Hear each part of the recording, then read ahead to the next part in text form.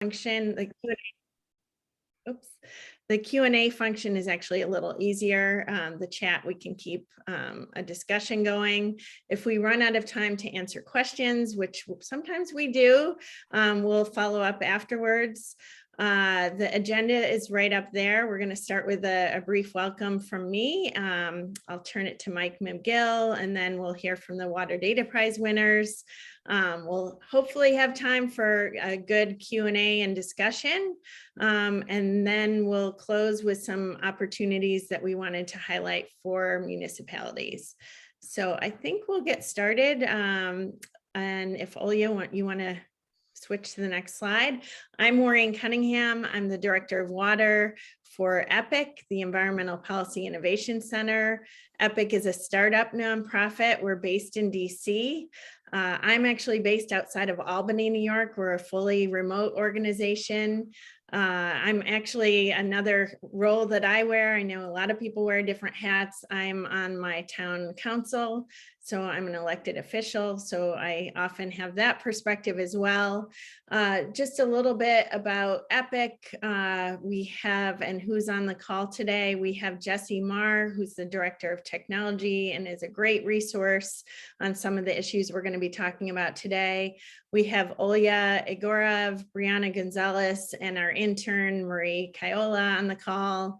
So it's going to be a great call. We're today going to focus on some of our water tools and water programs that we have at EPIC. And our water work basically focuses in 3 different areas: ensuring safe and accessible water, eliminating disparities across water systems, and building trust in water supplies. So if you want to go to the next slide, Olya. So we know that lead is an old problem. It's been around for a century or more. Lead pipes, it's a universal problem. There's communities across the United States that have lead lines and lead pipes. And lead in drinking water is only a piece of the lead poisoning issue, but it is a solvable, what we think is a solvable problem. If you remove the lead pipes, we take care of much of the problem of lead in drinking water. At EPIC, we looked around the country. We saw a lot of problems communities were facing when it came to removing lead pipes, including finding out where the lead lines were located, how to find them, how to map them, how to access funding to get rid of the lead pipes, how to prioritize vulnerable residents, how to build trust and maintain trust with the public when you're dealing with lead, and many more problems. So we at EPIC are very much focused on solutions. So next slide. One of our solutions that we came up with a year ago was to launch the Lead-Free Water Challenge to see if we could assemble a team of technical service providers to help boost lead service line replacement in 6 municipalities. So we're working with these 6, really now it's more like 4, and trying to really boost their lead service line replacement programs by offering technical assistance in financing strategies, communications, inventories and mapping, outreach, and in some cases, advocacy. This was launched a year ago before the bipartisan infrastructure law. We have a lot more funding going to states and communities.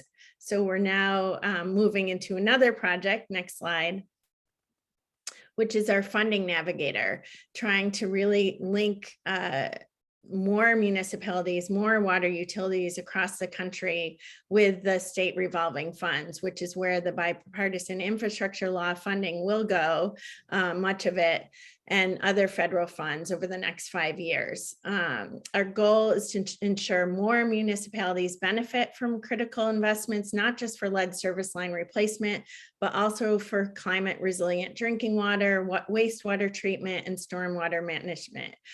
This project, we're working with many other nonprofit organizations, some of them are on this call, and for-profit businesses, building on expertise in community engagement, funding, and finance, and technical assistance. Next project is our Water Data Prize, which we're going to be focused on today. We launched the Water Data Prize to try and create ways to build public trust in water supplies. Especially we see in the last few years, especially after Flint, we see people have lost trust in their water supplies. So last year we launched the Water Data Prize, and we had it focused on annual quality reports or consumer confidence reports, trying to communicate information better to the public and to water customers.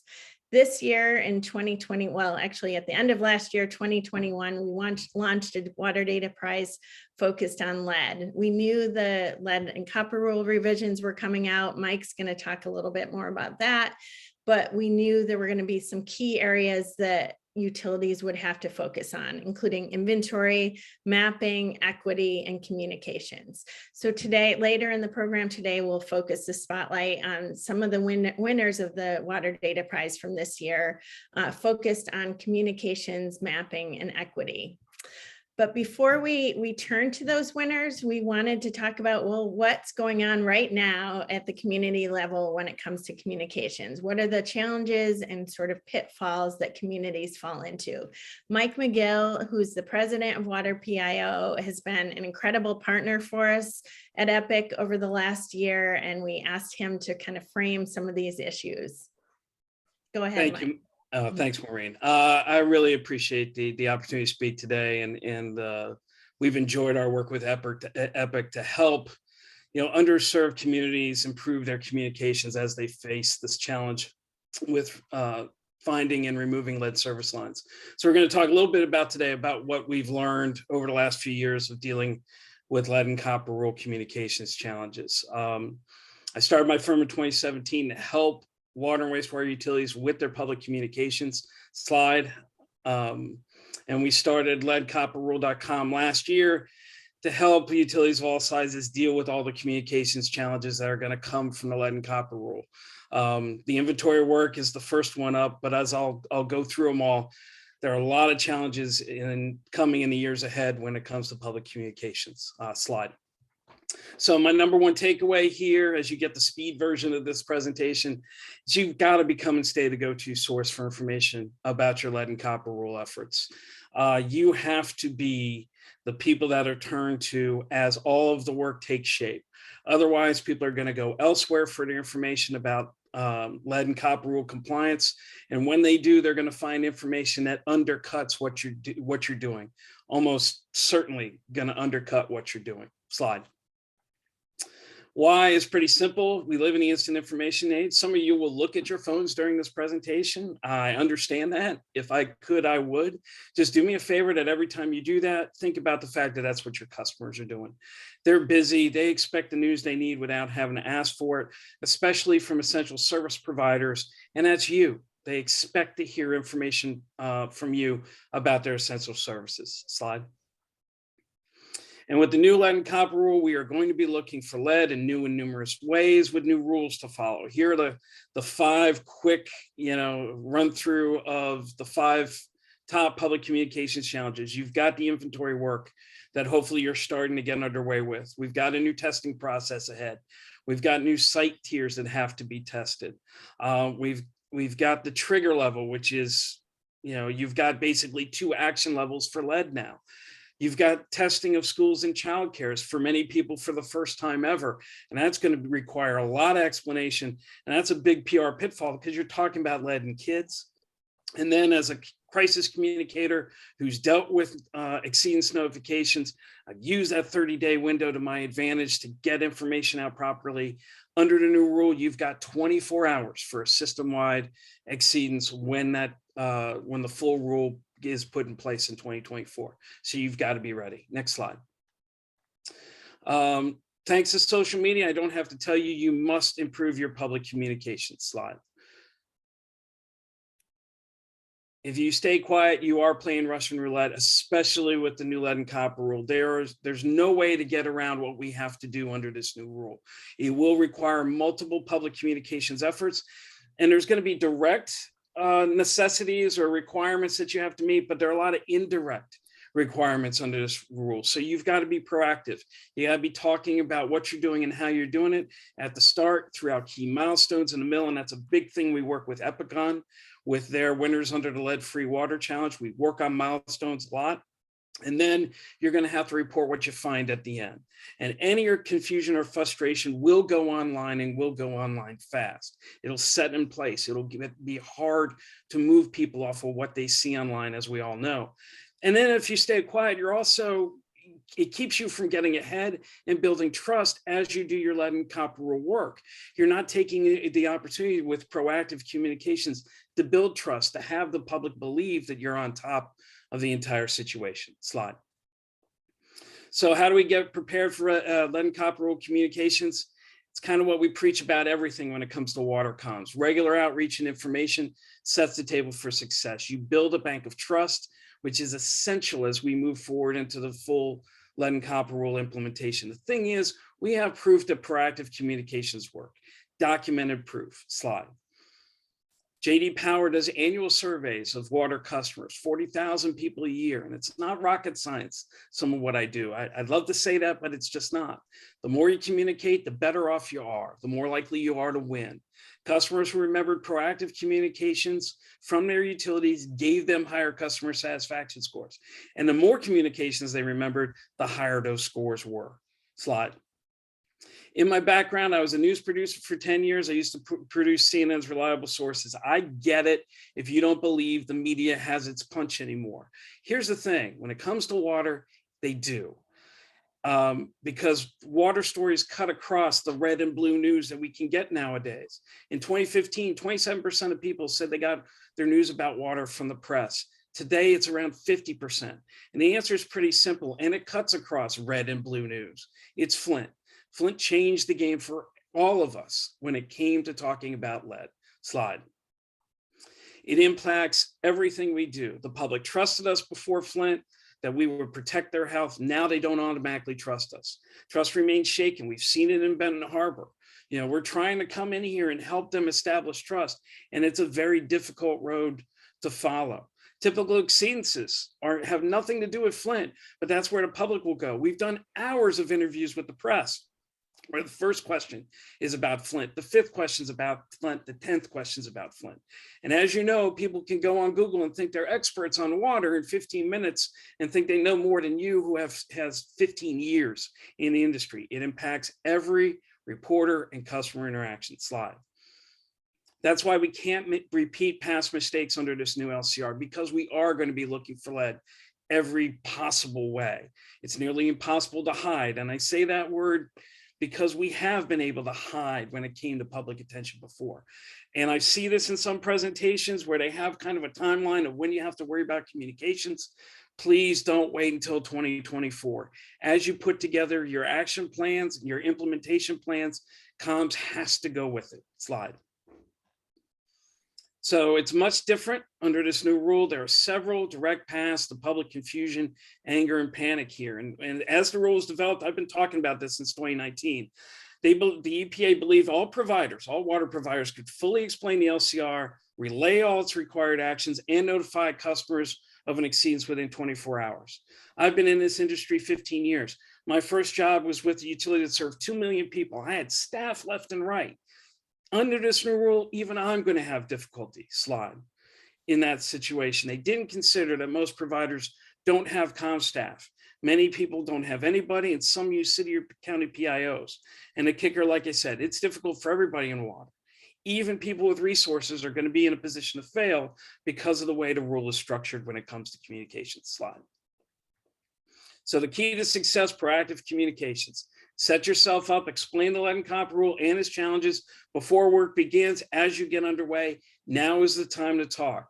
Talk about your current lead testing programs and how it launches into your lead and copper rule efforts, starting with your inventory work. Please go first. I ran a planning operation in the newsroom for a couple of years. If you come to me first, Slide. If you come to me first with difficult information before something hits, I'm going to believe you're transparent, that you are protecting the public. You can say the exact same words after something hits, and people will think you hid from us, you buried the information. So the old adage we had in our newsroom applies here. If I hear from you first, I trust you first. If I hear from you last, I trust you last. Pretty basic, pretty understandable. That's the way we need to operate. Slide. How to succeed, craft your communications plans. Now, Have them married in with your action plans. The best action plans fail if the press and public communications on your efforts fail. You know, the best plan going, but if it's not communicated well, it will look like the worst plan going. Slide. So use plan transparency, build trust with proactive comms before issues occur. Messages are developed and vetted before anything happens. You're not throwing something against the wall. You can be confident you're ready at the start whenever something comes. And like I said, a great place to start will be your lead surface line inventory work.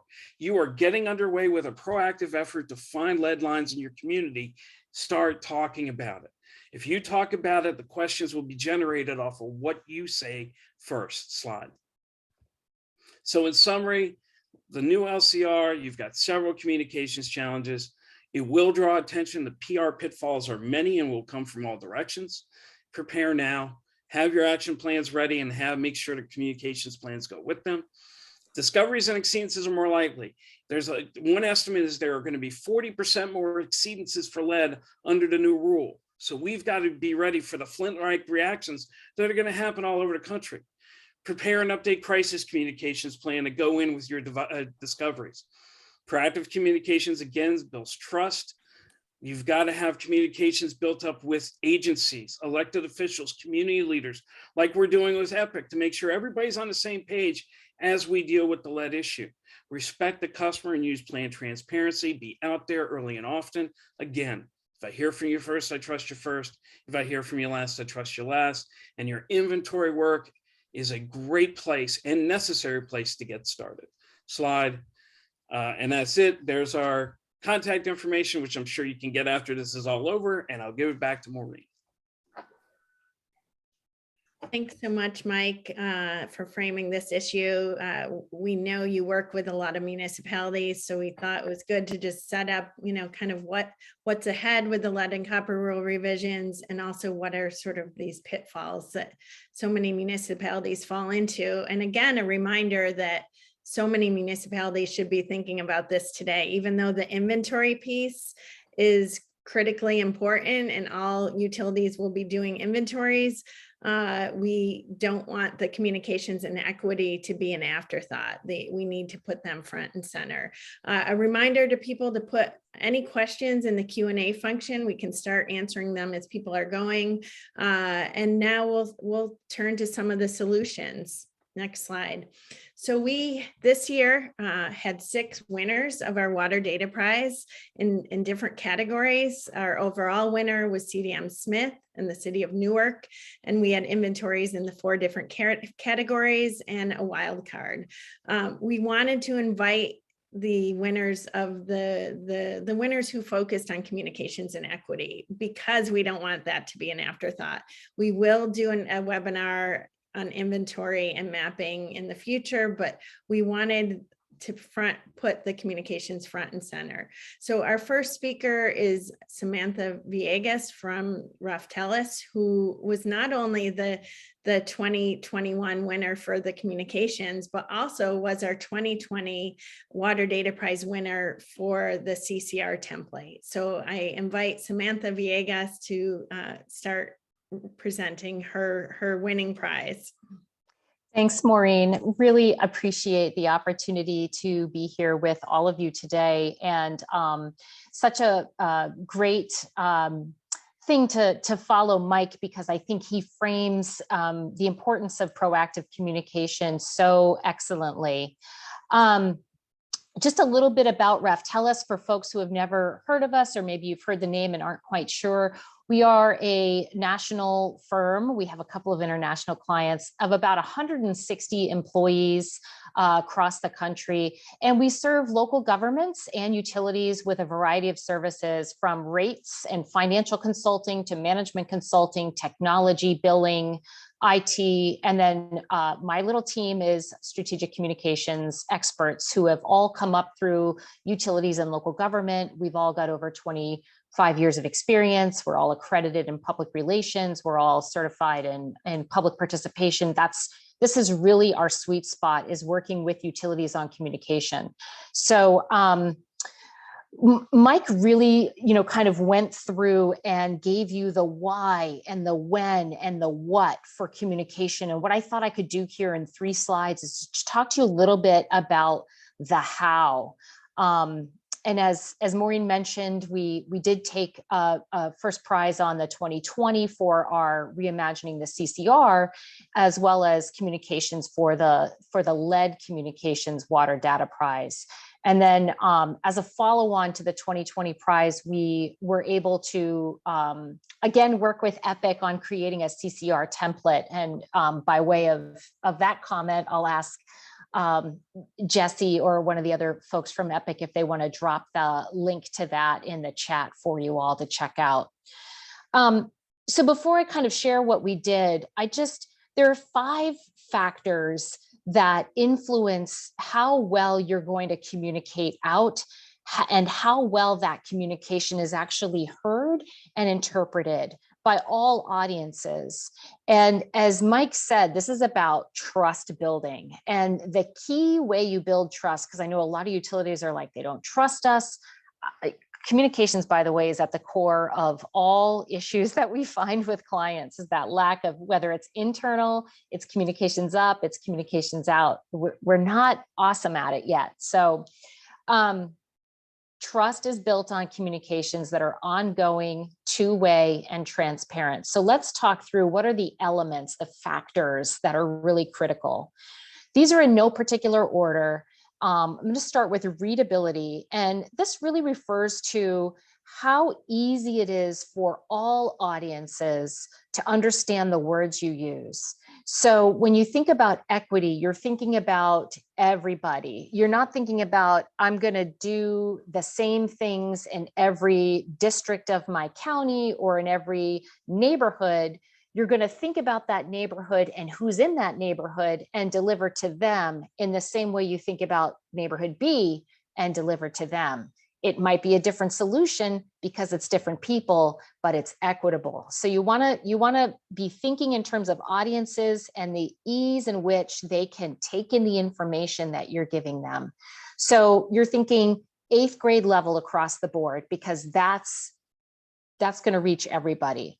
Active sentences, simple sentences, none of our jargon. Microsoft Word has the Flesch-Kincaid readability scale. If you've ever done a spell check, there's some other data in there. Flesch-Kincaid is your friend. That'll tell you what grade level your writing is. How easy is it to read? How much active versus passive sentences? Use that as a tool.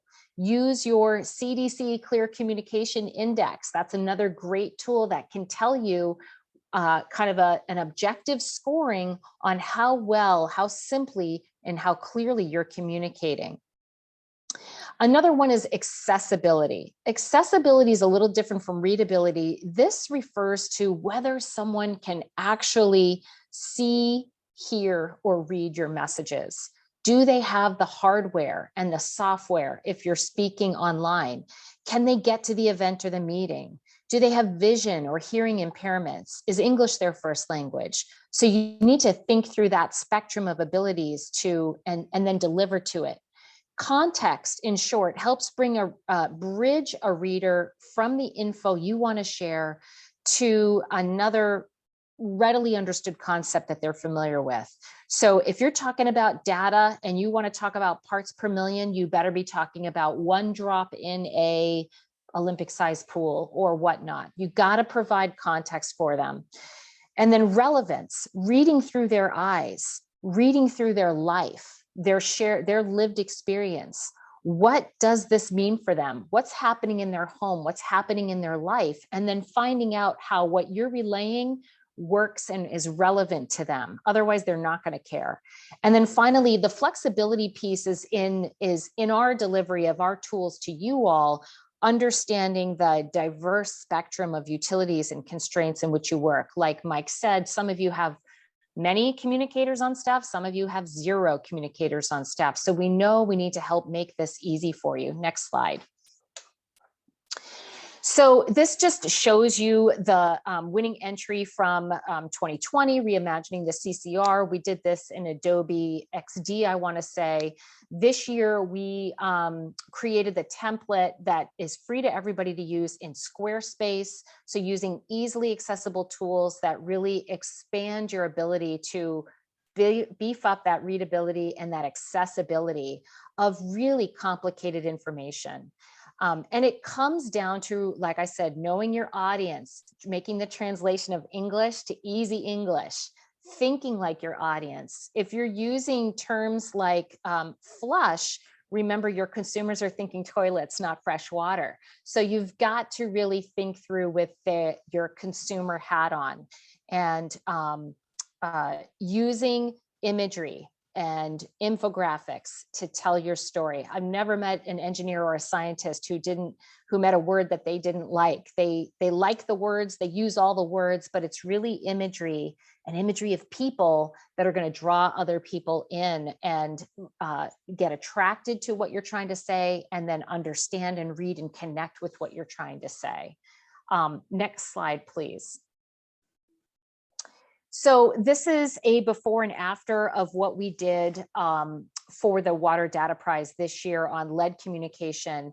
And we used our friends and clients at the city of Akron, and my greatest gratitude and thanks to Jeff Bronowski, who gamely came along the way with us.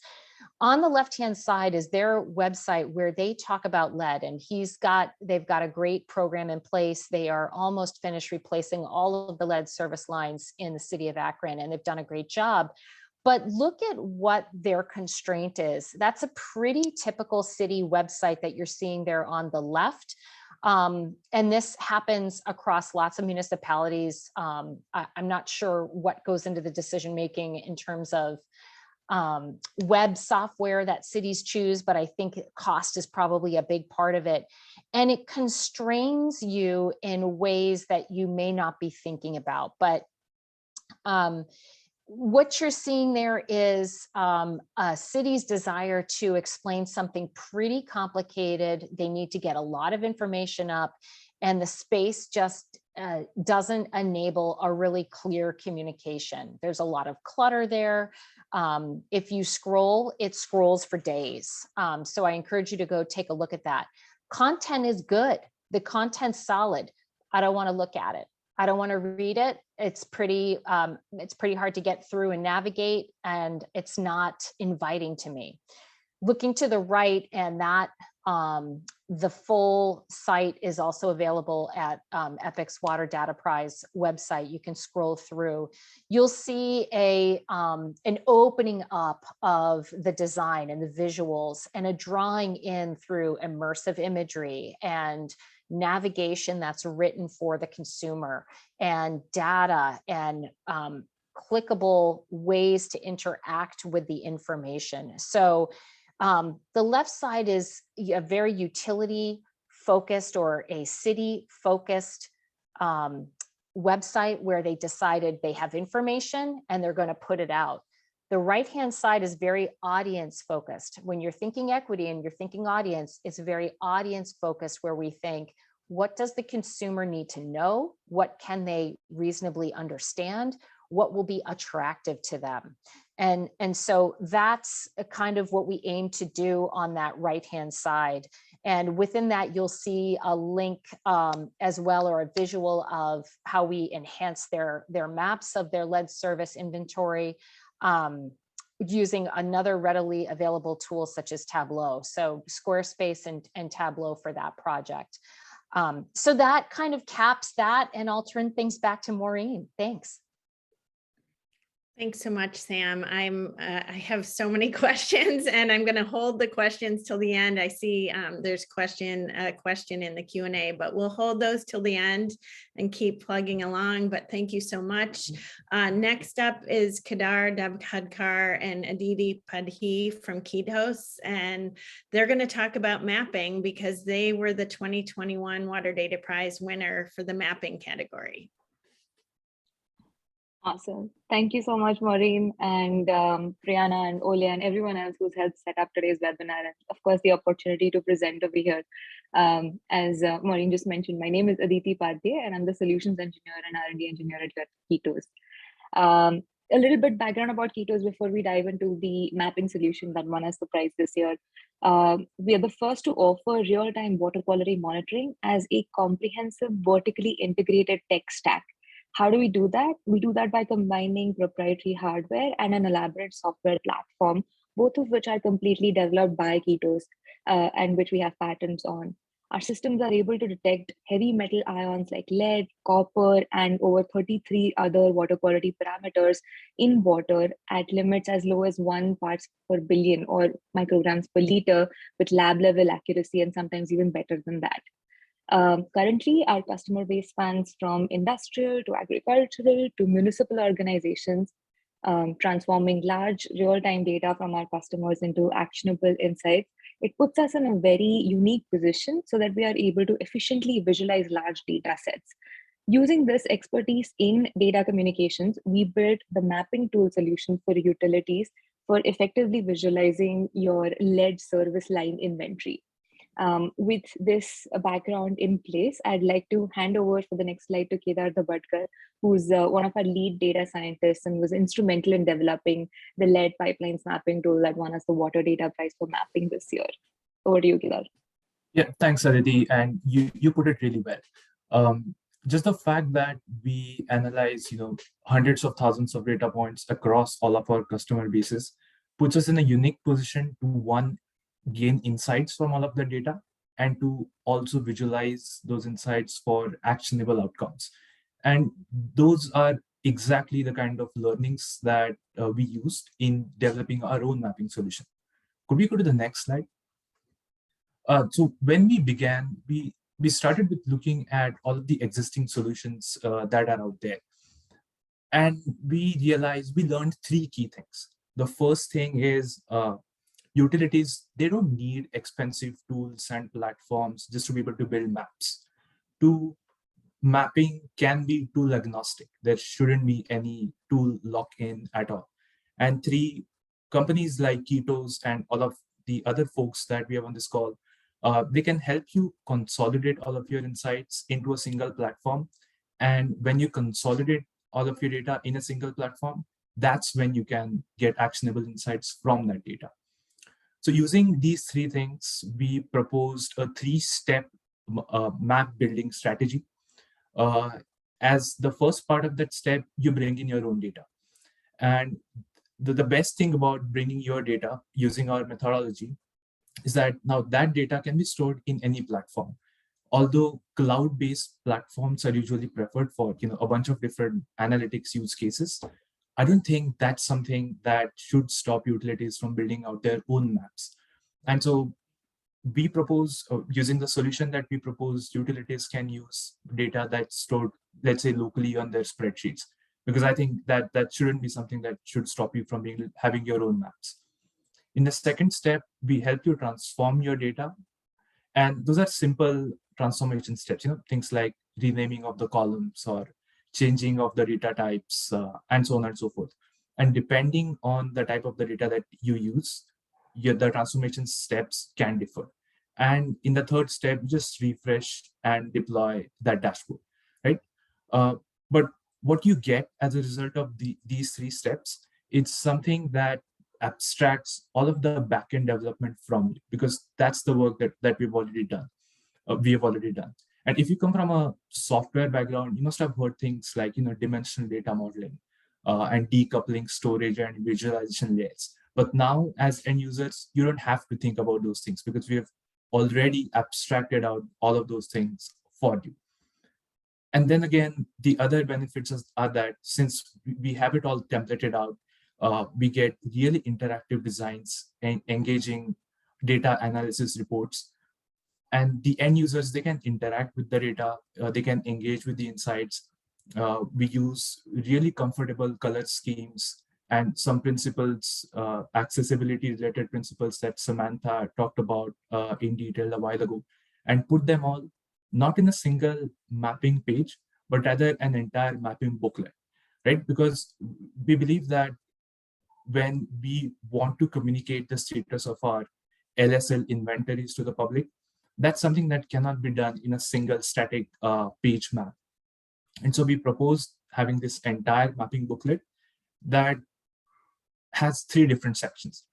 In the first section, we have a very comprehensive tutorial, the like the one that we see in the first section here, and a lot of additional information about what a private side of a lead service line is, what a public side is, and how to interpret the different markers that we've used, and so on and so forth. So that gets an entirely dedicated section of its own. The second section is the main map itself. Now, when users come onto this page, they can type in their own address to look at their own property and look at the status of the makeup of the service line, what it looks like on the private side and how it looks like on the public side. But what we also saw the other mapping solutions, existing solutions lack, is a CTA, or a click to action. So what if a user has lead material in their service lines? What do they do next? So in our solution, they can click on their property and then see what next best course of action they can take and what their rights and responsibilities are on that page. Now, interestingly, we also have a third section with many additional insights. And since we at Ketos have been collecting a lot of public water quality and SGW violations data, we present a solution, an other insights page, where we give information about the lead sampling measures in a city, compare that to the state, and then compare that to the country as a whole. Now, as I said again, because we have already done all of this backend work for you, now you don't need to worry about investing a lot of money into having your own data infrastructure or data platform. 2, mapping can be and must be tool agnostic. And 3, we at Ketos can help you consolidate all of your data in a single platform so that you don't have to use multiple tools. Now, let me hand it back over to Aditi. Thanks, Kedar. And we really appreciate you taking the time and explaining this. What you see as screenshots on this slide over here is an actual interactive tool that you can click on for different kinds of views specific to your zip code and your address and location, regardless of where the utility is. And it's just what data gets put in. So, just to wrap up real quick over here, we at Ketos, we're in a unique position to detect, visualize real-time concentrations of lead in water, different kinds of nutrients, inorganics in water, not just with machine learning, which was a significant portion of what Kedar talked about, or predictive analytics, but also with actual real site data generated through reliable hardware and sensing that's installed on site, remote or indoors, outdoors, whatever the requirements are.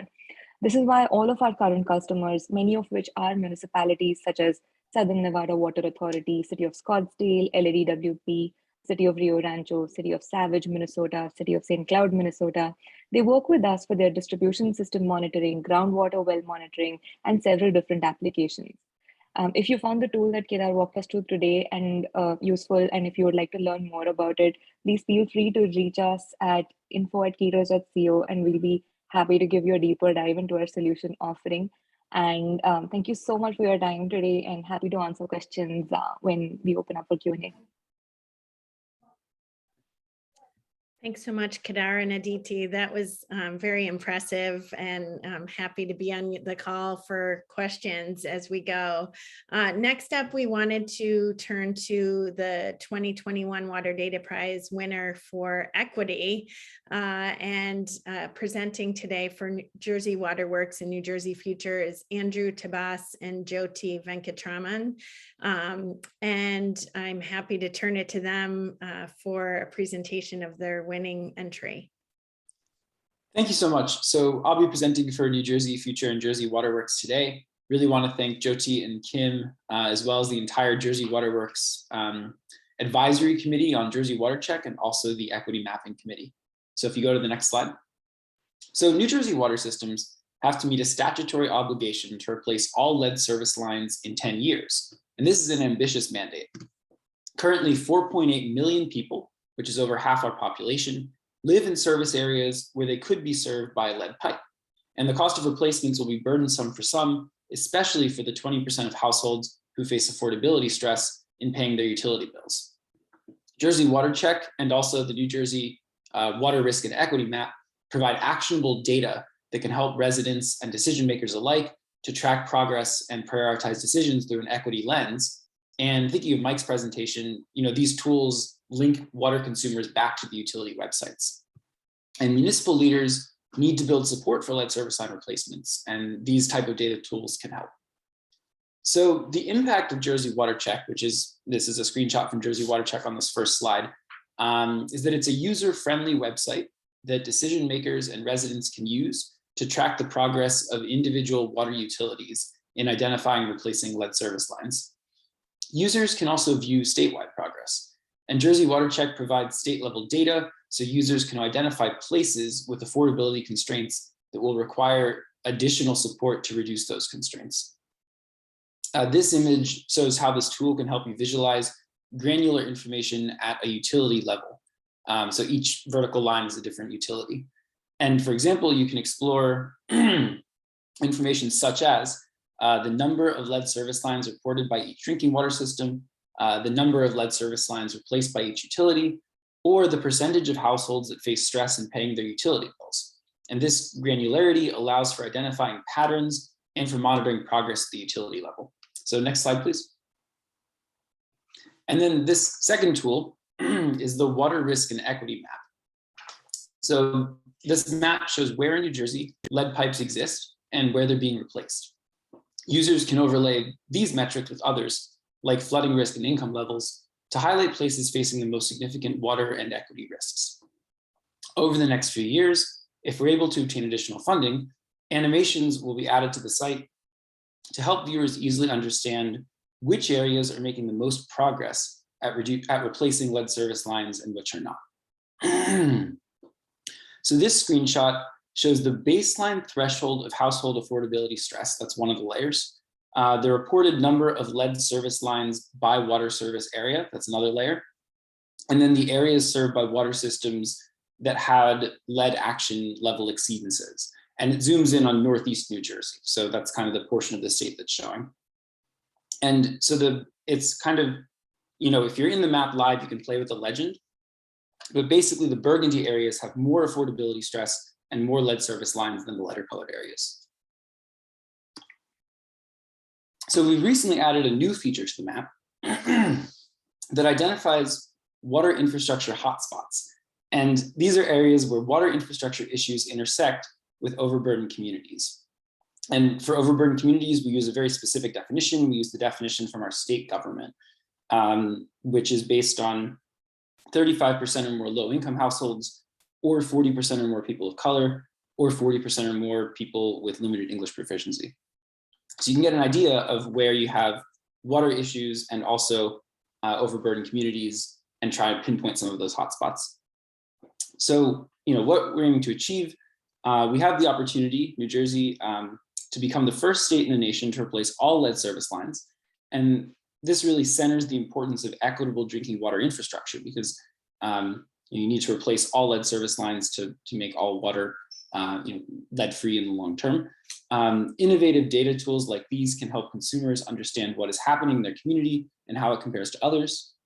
Utility and municipal leaders can show progress to build a case for rate increases, for infrastructure investment, and or for state support based on affordability constraints. So all of this will help to generate the support needed to stay the course with these lead service line replacements over the next 2, 4, and 10 years until the work is done. We aim to train advocates across the state to use these tools to promote equitable water infrastructure investments. So thanks so much for the opportunity to present and looking forward to the discussion. Thank you, Andrew and Jyoti. That was great. And we actually are ending this portion a little bit on time. So thank you to all the speakers because that never happens. But we have time for discussion and questions now. I'm going to start us off. I know there's a few questions in the chat and I was going to say panelists, if they're easy questions, feel free to answer them in the chat, in the Q&A function.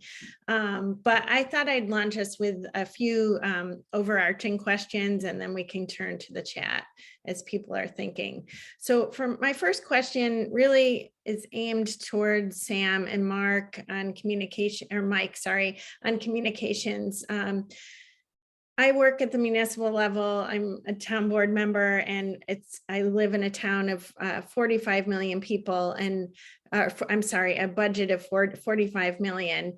And we don't have a communications person. And I don't think we're unusual in that respect. And I think a lot of municipalities, smaller municipalities, don't have even one communications person. So in general, why do you think communications isn't prioritized at the local level like it is in other sectors? And do we need to actually change the mindset around communications as a priority? And how do we do that? Sam, do you want me to take that first, or? Yeah, go ahead, and then I'll jump in after.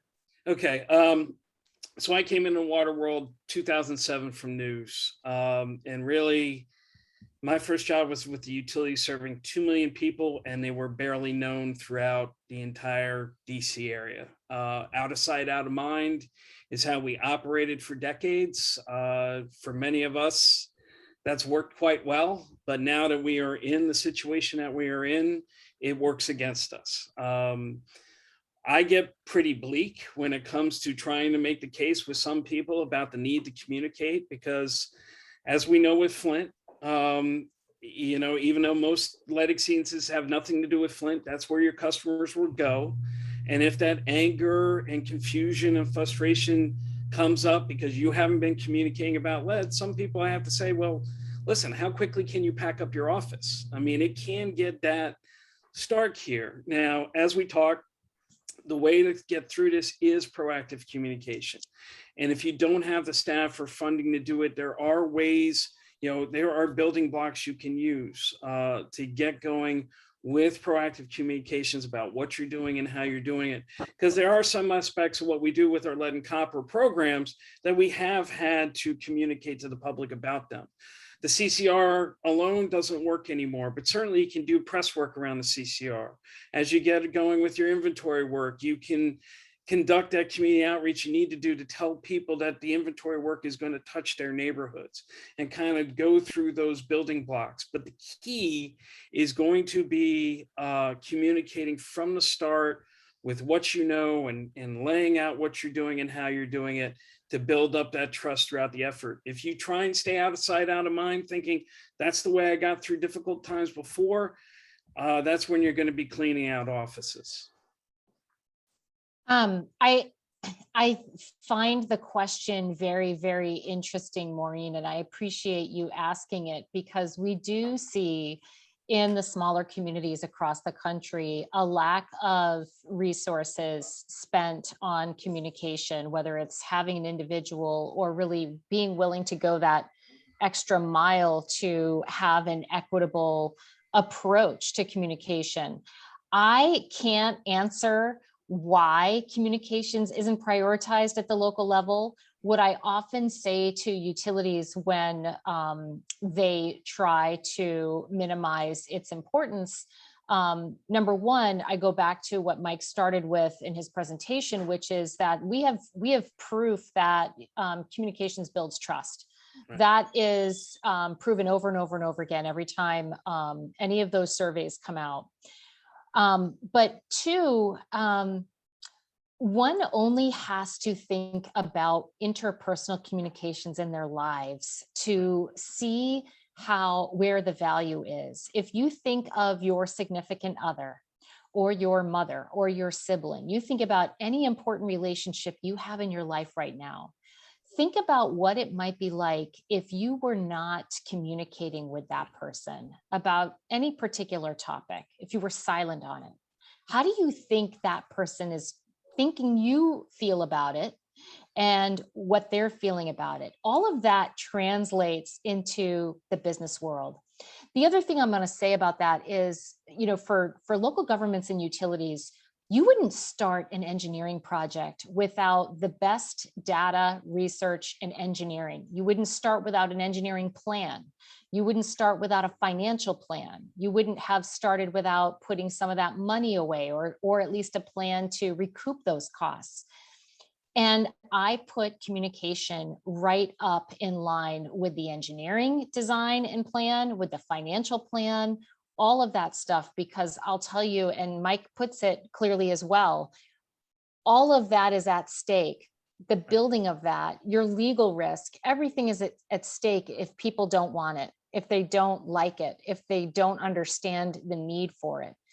And communications is the antidote to all of that. So I can't answer why it's not prioritized, but yes, we do need to change the mindset at the municipal level. It is an essential management level service that any government agency needs in order to have success. And that's great. And I know I started with a really difficult question. For Kedar and Aditi, maybe you can jump in here. Is the mapping something that you feel like is an easy way for municipalities to adopt a communication tool? Everybody loves maps. And what do you think are the best ways to incorporate some of the mapping into a lead service line program at the local level, knowing that there might not be a lot of resources there? Right. Absolutely. So I'll let Kedar answer to your second part of your question because it pertains directly to mapping. And I know that there was another question in the comments asking how labor or resource intensive it might be to adopt all of that data. So go ahead, Kedar. Yeah, sure. And I just wanted to extend what Sam and Mike, both rightly said. I want to say that, communications is key. It builds trust and it's been proven. And in my opinion, mapping is as much a priority as communications is. Because one key thing that, in fact, even Mike pointed out in the beginning is communications as a whole, it promotes collaboration. And collaboration is exactly what we're looking for. Because, we have seen time and again that, we're able to make great progress when we collaborate not just with the residents, but also with one another, all of these organizations. And so in my opinion, it's right there at the top. So that said, one of the biggest misconceptions that we have come across when it pertains to mapping is that mapping can only be done when you subscribe to all of these expensive tools and platforms. But that's simply just not the case, right? Because we have so many tools that are out there. And we can simply leverage some of those tools, see what kind of expertise we have in-house, and come up with a custom mapping strategy. Up until a few years ago, I agree that there were only a handful of tools that allowed you to build a map, but that's no longer the case. And I think what's important is that utilities, they see what skills and resources they have available in-house and simply run with that. And finally, before I hand it over to you, Aditi, so there are two different aspects involved in mapping. One is the choice of the tool. And again, as I said, that's tool agnostic. I mean, mapping should not be tied to a tool. And the second aspect is designing the backend, all of the cool stuff that data engineers do. And I think that's something, the second aspect, that can be completely abstracted out. The only piece that I'll add to Kedar's response is the third crucial piece in generating any kind of maps, which is actual data that's going to feed in, whether it's in the form of, your Google Earth coordinates, Esri or ArcGIS, those kind of layouts, or your pipe infrastructure mapping. And then, of course, to add to that, the actual data which is pertaining to your lead or anything else that you're monitoring for, and reliable ways to generate that data and not depend on a good ideal consumer or end user to be testing their home taps and then posting that data or sharing that with the city or the utility or uploading it voluntarily. So that's the missing piece, I think, that is also important, which sometimes gets under recognized, that there isn't enough data generation. You can't really act on what you don't measure. And that's where Ketos will help complete the puzzle, because there's also the data, monitoring generation capabilities with the complete vertically integrated solution. So I hope that helped respond to your question, Maureen. That's great. And to be equitable, I want to ask, turn to equity too, before I know the questions are piling up in the chat. To Andrew and Jyoti, I'll keep it simple. Where should a municipality start when focusing on equity? They know they want to create an equitable program. What's step one, an easy step one for all municipalities to start with? That's a good question. I think first to backtrack to the question of, the usefulness of maps. One thing that I run into with the water risk equity map is that it's one thing to build a tool, and it's another to build a website that people can understand. And there's a whole set of user experience things you have to take into account. And also, and putting on training. So one thing we're going to try to do going forward is having kind of these joint train the trainer and also ground truthing sessions, where it's kind of an exchange of information between community members and the mapping team to kind of improve how our site looks, and then how also people can use it and be used to using it, and then train others. And then as far as an equitable lead service on placement program goes, I think being open about the problem, and also, our tools kind of point to ways to prioritize, investments toward the areas that need them most. So you can look at where the overburdened communities are, and then you can try to, have an equitable lens toward where you, start these infrastructure improvements. I didn't know if Jyoti was going to add anything. I don't have much to add. I think Andrew pretty much covered, it's really goes to showing the convergence of where those equities, right? Being able to visualize where the problem is can help you make the case why I need to focus on these towns. And mapping tools like, the water risk equity map and the metrics on Jersey Water Check, right, helps you show that visually to build that support. So I do see a first step of, you gather the data, but then you have to make the story as to why this is important. Right. And here's why, and the story behind that data as well. Great. And I'm going to turn to the questions in the chat now, just to make sure we don't run out of time. And just an agenda check at around 2:15, I will turn it to my colleague, Jesse, who's going to talk a little bit about implementation opportunities of some of these tools from the Water Data Prize. But we have a great question from our good partner and friend, Eric Glass. He submitted it early. How do you, and I would say it's maybe a question for all of the communicators on this, but anyone who wants to go for it. How do you anticipate communicating remediation in an environment of high inflation and supply chain complications? Utilities seem to be ratcheting back expectations on how many lines can actually be replaced.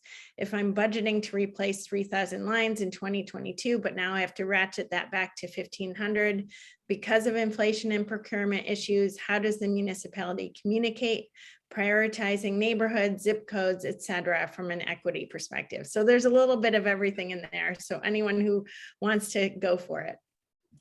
I guess I'll lead off because I'm dealing with this on a lot of issues. We do a lot of AMI work that has really been hit by supply chain complications. And I think the key is, and I know I'm really repeating it, is the proactive communications piece, because you have to setting expectations is part of proactive communications work.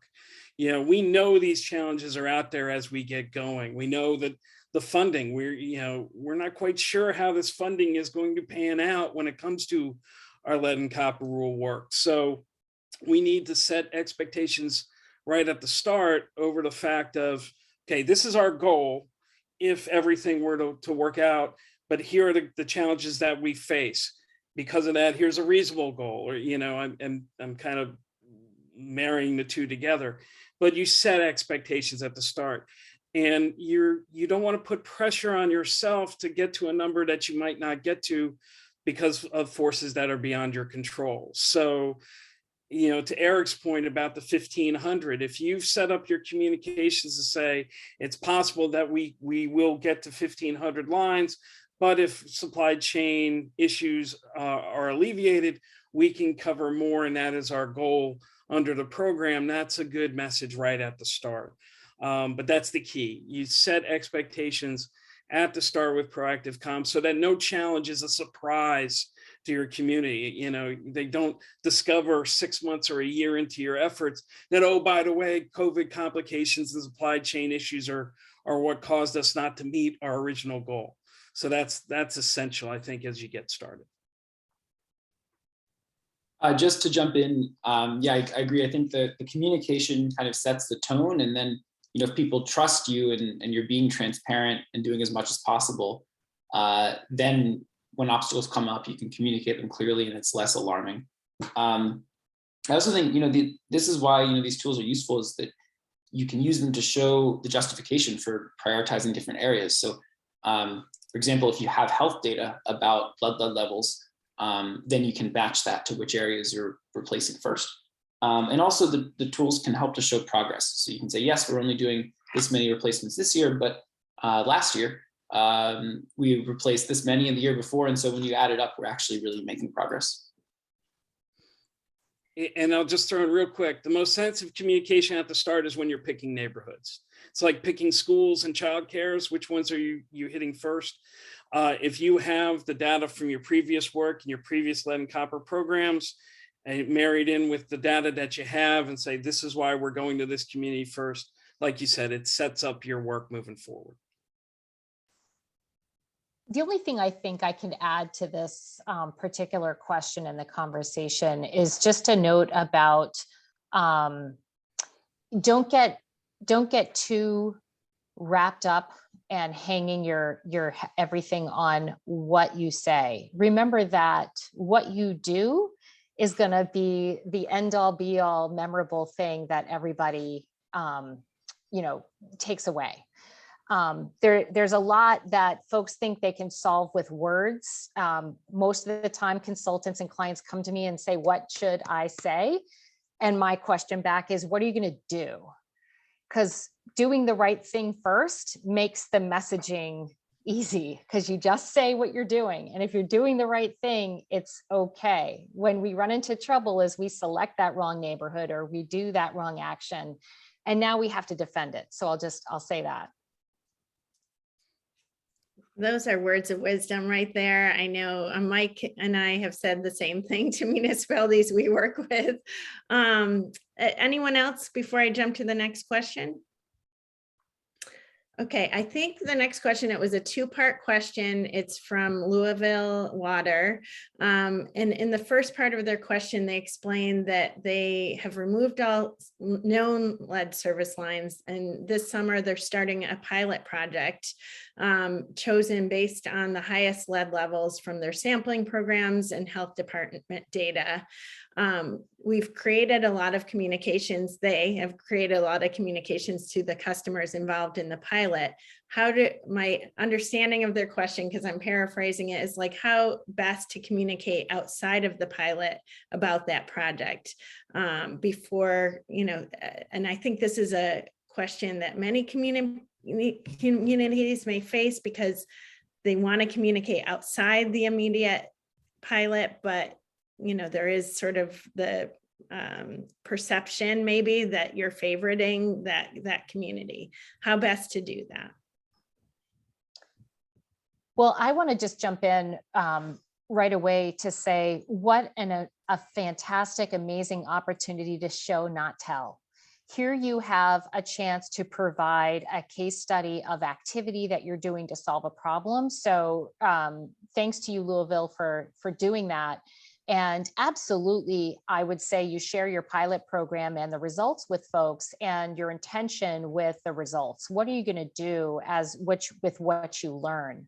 I think you're always going to have some segment of your audience that's going to ask well, what about me's, or, you know, there's an unfairness or whatever. But I think if you can fall back on some principles of equity as a value that you took in your decision-making process for selecting who you selected. And I think most reasonable minds will agree that a place with higher levels of lead makes sense as a priority place to pilot. I think you get into trouble again, it gets back to behavior where you're making some decisions that are not rooted in values that your community shares. So really understanding what those values are and then figuring out how to solve those problems, prioritize them that way in a way that matches expectation of your community, I think you're fine. And I think it is the right thing to do to share those stories.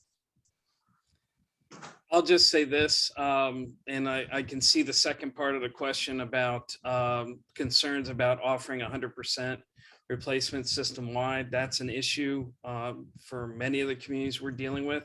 They haven't figured out how they're going to handle payment for, if I find a lead line on my side as the utility, of course, that's on me to replace it. But some communities are saying, well, listen, we're going to replace your line as well. We'll pay for it. Others don't have that kind of funding to do that kind of work. And so there's a lot of concern right now over figuring out what exactly your policies are. And I'd say that policy discussion, you really need to have good progress on before you are communicating it to your elected officials, to your community leaders, because if you don't have that all figured out, those are the first questions that they're going to ask you, because those are the questions their constituents and their members are going to ask is, who's paying for this? How are, am I going to have to pay for this? And I see news all across the country where it's being paid for by the utility. You've got to have that all ironed out. I mean, this is where pilot programs are exactly what they are. They are pilot programs. You are trying to figure out the best way to conduct your program for your entire area, in a large area like Louisville. And so it's natural that they're going to be, it's not going to go easy. It's not going to be simple. You're going to have a lot of challenges that come up. Where we talk about the transparency piece is we like to bring people in on the pilot side to show them all of the different moving parts and questions we have to answer, that this is not going to be easy, that we are going to have to make some difficult choices before they have to be made. So there's understanding there. I'm a big believer of what's called a media briefing, where you bring everybody in, you sit them down, it's embargoed, and you walk through what you're doing, how you're doing it, the pilot program, the results of the pilot, and everybody has that information, and they can ask key people involved right there at the start. And you get that story out there about the pilot effort exactly the way you want to get it out there. And it limits the mistakes that can be made if you're just putting it out in a press release. So that's some of what we suggest at those early stages, where there are difficult questions that have to be asked and answered. And it's not going to be, you're not going to have answers that maybe everybody's going to like. So you have to figure that out. But the policy questions of how you're going to handle it. What do we do if we find lead, not just on our side, but on the customer side? That's a key question you have to have figured out policy-wise before you're really rolling it out to the community. Maybe I can jump in and add 2 quick points in addition to everything that has already been told. One, I just want to highlight the importance of engagement, public engagement, one more time here. And not just in terms of using of the tools or use of the websites, but also from a feedback loop point of view, right? For example, if there's a bunch of information that's already been communicated, let's say I have a map and then someone notices that, oh, hey, you know what? This property doesn't really have a lead service line material anymore. Then they should be able to report back and suggest changes, if any, right? And so that's one way, in my opinion, to encourage engagement outside of the pilot area itself.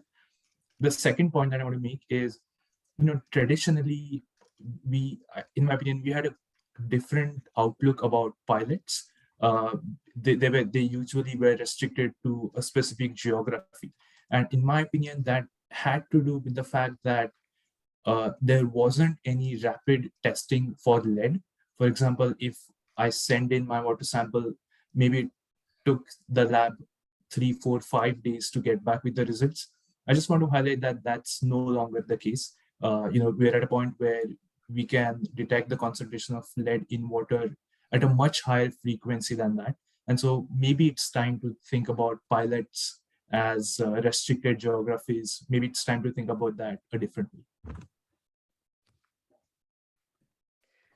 Great. And there's a lot going on in the questions and answers. And I noticed maybe it's worth pulling up, even though you have answered it, is the difference between engagement and communication. And does that matter? And, you know, are you addressing both, or you take a different approach? Sam, go ahead. Yeah, no, I appreciated Kedar bringing that up, because he's absolutely right. And there is a difference. And to me, in what I've learned and how I practice it, you know, communications often from a local government side of things, often is just communication out. And it's a point in time, and it's a utility or a local government sending a message to the masses, however they may be doing that, whether through social media or the media or however.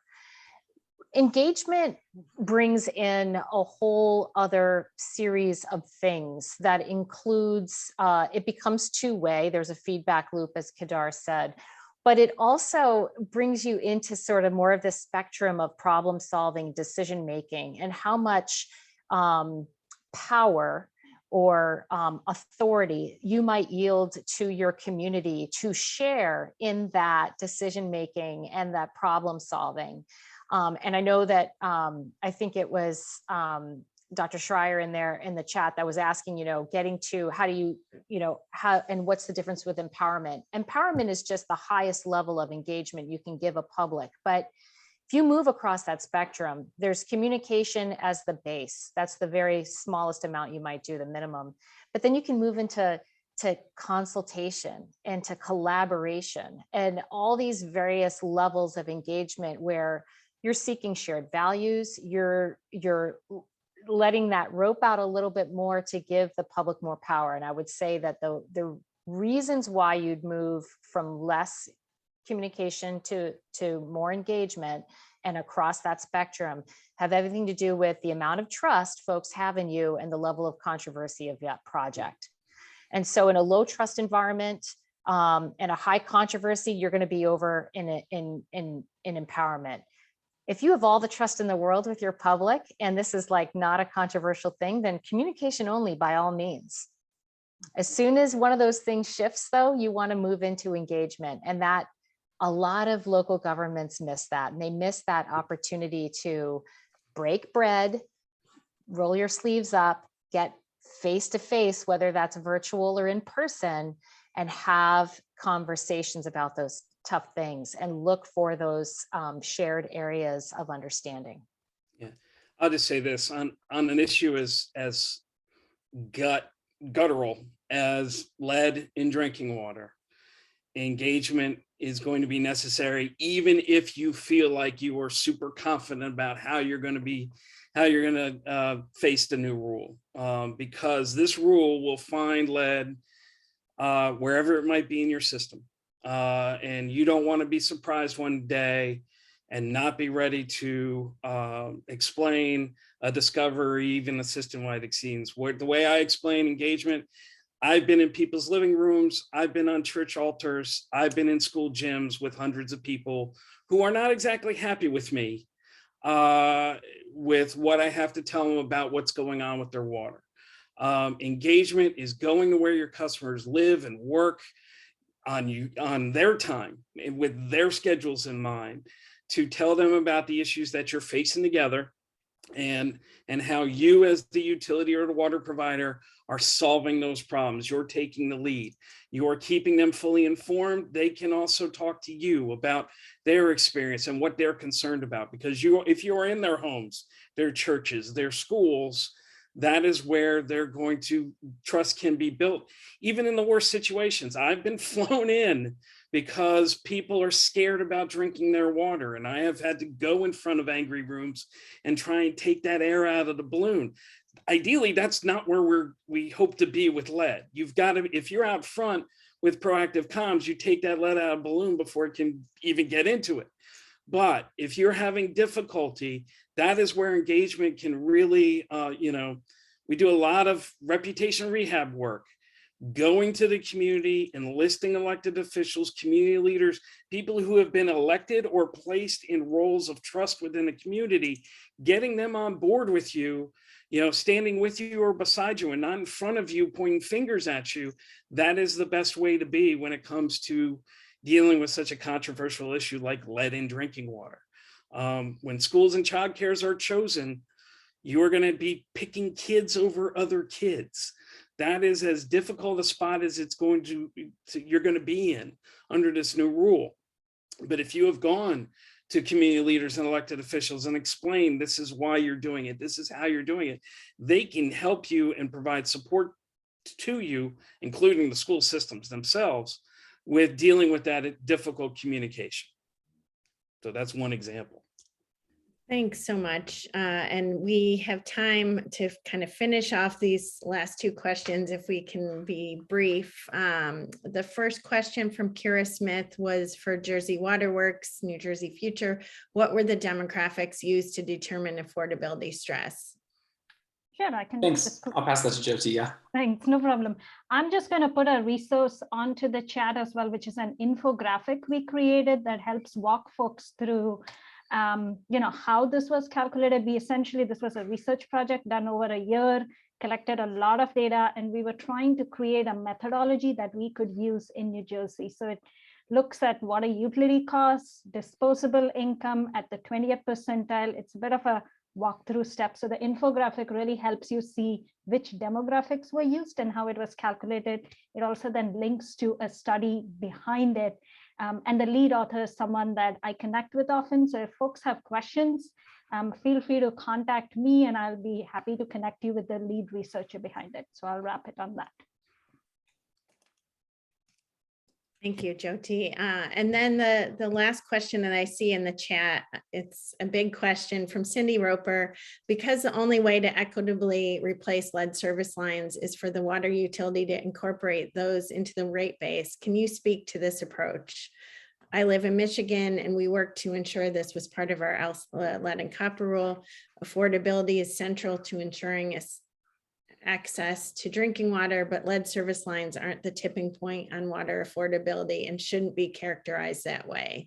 Investment decisions impacting ratepayers are made regularly, and the public health benefits of lead service line replacements must be prioritized. Maybe this one, it might be for Andrew and Jyoti, maybe in the communities you've worked in, if you want to speak to that.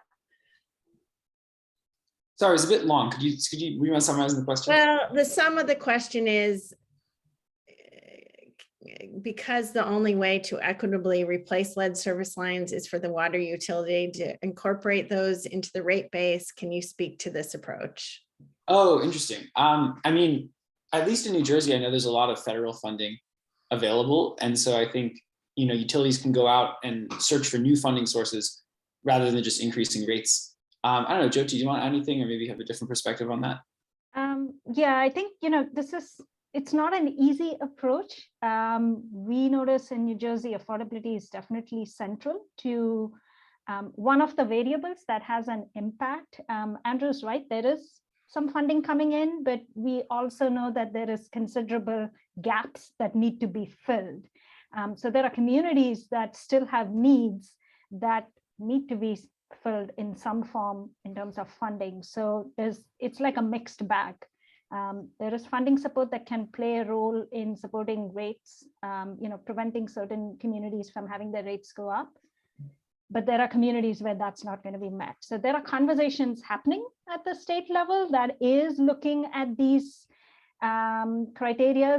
I can't speak to where that's standing. I know we have the Lead in Drinking Water Task Force at Jersey Waterworks. They have work groups that are looking at lead service line implementation and how do you replace keeping affordability front and central. And that's a group that's having these conversations with diverse stakeholders and seeing how do we keep moving the needle forward. I'd probably say, do feel free to connect with us. I'm happy to connect you to the folks who are actually working on the ground with the communities, and they might have, they can share lessons learned as we are going through the process. It goes to what Andrew said earlier in our presentation. New Jersey has a mandate. We have to remove all lead service lines in 10 years. So we've already started rolling, going through these thorny issues.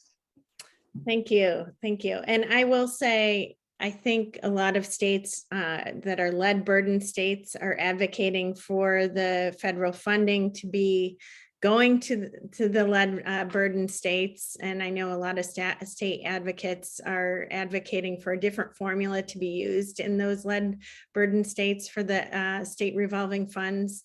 And I will say that we should also be pushing for as much as of those funds to be going out as grants to communities that can't afford to take on the debt burden. And I know that the money was intended to be that way, but advocacy also comes into play there.